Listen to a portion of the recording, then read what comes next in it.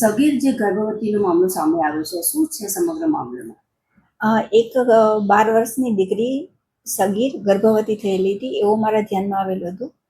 ત્યારબાદ અમે તપાસ કરી તો છોકરી ધોરણ 6 પછી ભણવાનું છોડી દેલું હતું. એટલે એને એજ્યુકેશન છોડવાને લીધે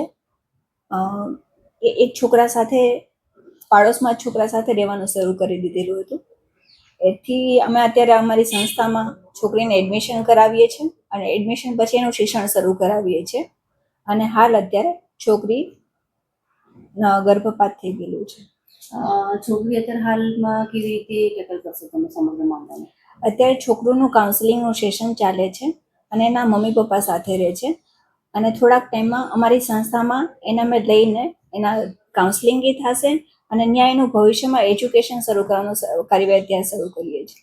બાળકી સગીર છે અને આવો કિસ્સો સામે આવ્યો છે, તો હવે જે કહી શકાય કે કાયદાકીય શું પગલાં લેવામાં આવશે? અત્યારે સગીર છે તો અત્યારે તો અમે પુરાવા ભેગા કરીએ છીએ. એના બાળ લગ્ન થયા છે કે નહીં. જો બાળ લગ્ન છે તો એનો અમને અત્યારે ખાલી જન્મ તારીખનો દાખલો મળેલો છે. તો એના બેઝિસ ઉપર લગ્નની કઈ કઈ પ્રોસેસ કરેલી છે એ પુરાવાના આધારે ભવિષ્યમાં અમે એફઆઈઆરની પ્રોસેસ કરશું જો બાળ લગ્ન નીકળશે તો. બાળ લગ્ન નહીં હોય ને આવું થયું તો એને દુષ્કર્મ કહી શકાય? બંને વ્યક્તિ સગીર છે. તેના ઉપર પણ કાયદાકીય પગલાં ભરવામાં આવશે? હા, કાયદાકીય. હું ડૉક્ટર ઘનશ્યામ બી ગઢવી, અધિક જિલ્લા આરોગ્ય અધિકારી, in charge RCHO, in charge CDHO, Mehsana જિલ્લા પંચાયત આરોગ્ય શાખા. સાહેબ, જે અત્યારે હાલમાં આંકડા સામે આવ્યા છે સગીરા ગર્ભવતીના 341 જેટલા, શું છે સમગ્ર હકીકત? ટોટલ આપણા જે FHW બહેનો અને આશા વર્કર દ્વારા જે એરિયાના અંદર બહેનો હોય તો એમનો જે મેન્સ્ટ્રુએશન પીરિયડ બંધ થયા પછી મતલબ પ્રેગ્નન્સી ટેસ્ટ કર્યા પછી UPT પોઝિટિવ આવે ત્યારે એની નોંધણી લોકો ટેકો કોઓર્ડિનેટર તરીકે ટેકોમાં કરતા હોય છે. એ અંતર્ગત પ્રેગ્નન્ટ વુમેન 13 વર્ષના આપણા જિલ્લામાં એક પણ નથી નોંધાયા. 14 વર્ષવાળાના ટોટલ 2 નોંધાયા છે, જેના અંદર મહેસાણાના અંદર 2 છે, જેની જવાબદારી અમે THO3 ને આપેલી છે.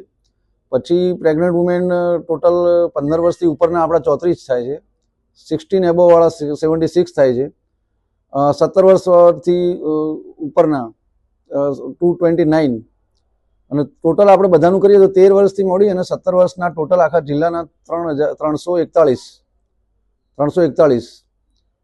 એ પ્રમાણે જે ટીનેજ પ્રેગ્નન્સી તરીકે નોંધાયેલા છે, જેમનું અમે ANC તરીકે નોંધણી કર્યા પછી એની તકેદારી અમારી આરોગ્યની ટીમ દ્વારા લેવામાં આવે છે. એમને ન્યુટ્રિશન કિટ પ્રોવાઈડ કરવામાં આવે છે, કારણ કે આમનું એજ ઓછી છે એટલે એમનું વજન પણ ઓછું હોય છે. તો વજન ઓછું હોય તો એના કારણે ભવિષ્યમાં કોઈ બાળક ઓછા વજનવાળું ના આવે, એટલે આપણે માતાને પણ બચાવવાની છે અને બાળકને પણ બચાવવાનું છે. તો એના માટે દરેકને ન્યુટ્રિશન કિટ આપી અને આ લોકોનું આપણે સતત મોનિટરિંગ કરી રહ્યા છીએ.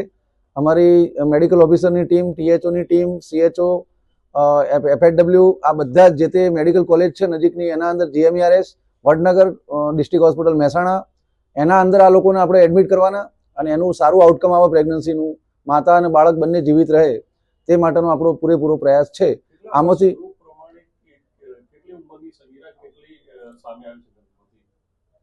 એજ વાઇઝ મેં જે આપને બ્રેકઅપ આપ્યું એ પ્રમાણે ટોટલ સૌથી વધારે જે આપણું એજ ગ્રુપ છે એ ઓલરેડી સૌથી ઓછું તો આપણું જે 19 વર્ષના અંદર તો આપણું 13 વર્ષમાં એક પણ નથી, 14 વર્ષના અંદર 2 છે, 15 વર્ષના અંદર 34 છે, 16 વર્ષના અંદર 76 જણા છે અને 17 વર્ષના અંદર 229 છે. આ ત્રણેયનું બધાનું ટોટલ કરીએ તો ટોટલ 341 જણા. તો દરેક તાલુકા દીઠ હું જો તમને ફિગર આપું તો બેચરાજીના અંદર 17 જણા છે, જોટાણાના અંદર 16 જણા છે, કડીના અંદર સૌથી વધારે હાઈએસ્ટ 88 જણા છે, સેકન્ડ હાઈએસ્ટ મહેસાણાના અંદર 80 છે, ખેરાલુના અંદર 19 છે, ઊંઝાના અંદર ટોટલ 20 જણા છે, વડનગરના અંદર 24 છે, વિજાપુરના અંદર 28 અને 26 જણા વિસનગરમાં, ટોટલ 341.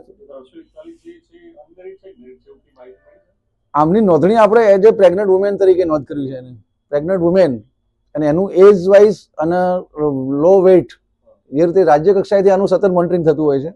રિસેન્ટલી રાજ્ય કક્ષાની મિટિંગના અંદર આપણા જિલ્લાના પ્રભારી સચિવ શ્રી ધનંજય દ્વિવેદી સાહેબે પણ આનું રિવ્યુ કરેલ છે અને તમામને કડક સૂચનાઓ પણ આપેલી છે કે આ બાબતમાં કોઈ પણ પ્રેગ્નન્સી અર્લી એજમાં ન થાય. ઇનકેસ કોઈ અર્લી પ્રેગ્નન્સી થઈ છે અને એને જો એમટીપી કરાવવું છે તો આપણે સેફ એબોર્શન સર્વિસીસ પણ એને આપીએ છીએ, કોમ્પ્રિહેન્સિવ એબોર્શન કેર, જેથી કરીને એને સેપ્સિસ ન થાય અને માતા પોતે અનવોન્ટેડ પ્રેગ્નન્સી રહી ગઈ છે તો જે એના ધારાધોરણો છે એમટીપી એક્ટ પ્રમાણે એ રીતે આપણે એને medical termination of pregnancy act પ્રમાણે ટર્મિનેશન માટેનો પણ આપણે પ્રયત્ન કર્યો છે. રિસેન્ટલી મહેસાણાના અંદર એક એવો કિસ્સો હતો કે જેના અંદર એ 12 વર્ષની હતી અને એને પ્રેગ્નન્સી હતી, તો એ અમારા THO શ્રીએ પોતે એની કાઉન્સેલિંગ કરી અને પોતે પ્રેગ્નન્સી નથી રાખવાની રહી ગઈ, તો એનું સારામાં સારું સેફ એબોર્શન ક્લિનિંગનેસની રીતે હાઇજીન મેન્ટેન કરી અને કોઈ પણ કોમ્પ્લિકેશન ના થાય એ રીતે પણ એનું કરેલું. એ બંને પતિ પત્ની તરીકે સાથે રહેતા હતા એવું, હજુ એમનું ઓફિશિયલી મેરેજનું ને એ બધું કંઈ યસ એની THO શ્રી મહેસાણા તપાસ કરી રહ્યા છે.